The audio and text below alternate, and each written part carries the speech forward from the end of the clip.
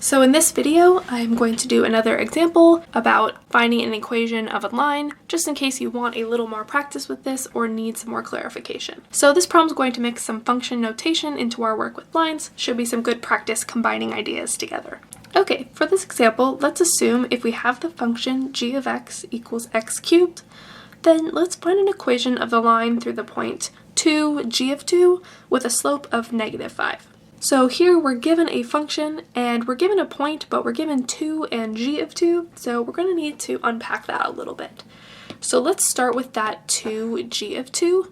So when it's written in this way, I like to just remind myself that this 2 is an x value, it's an input, and so g of 2 is a y value. That whole thing, g of 2, that's a y. And we can use our function to help us figure out what that y value is. So if I substitute in 2 for x into my function, what my function does is it takes the input and it cubes it, raises it to the third power.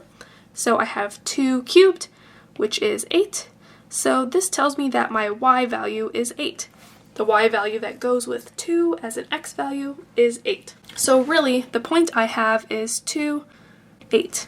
Now I have a point and a slope, so we are going to use point-slope form to write our equation of a line. Just to remind us what point-slope form is, we often write it as y minus y1 equals m times x minus x1. So we could also think of this point-slope form with some function notation. I just want to highlight that in case it's helpful.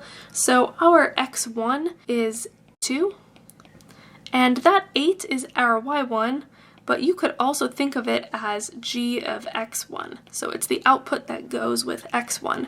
So we could rewrite this as y minus g of x1 equals m x minus x1. So that's just another way we could be writing it, just to really reinforce that function notation. But what matters here is we're going to plug in our information that we have in order to find an equation. So let's do y minus 8 on the left-hand side, then the slope of -5, times x minus 2. So this is our equation of a line. We've technically done it, but I really like to rewrite this in slope-intercept form, y equals mx plus b.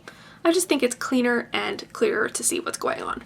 So let's do a little bit of work to get it there. Alright, so on the right-hand side, I'm going to distribute that -5. So I have -5x, then I do -5 times -2, so it's positive 10, and I have y minus 8 on the left-hand side still. Now, to get y equals mx plus b, we need to isolate that y, so let's add 8 to the other side. So I have -5x plus 10 plus 8, so altogether I am left with -5x plus 18 equals y. And this would be my final answer. This is the equation of the line in slope-intercept form, and we've done it.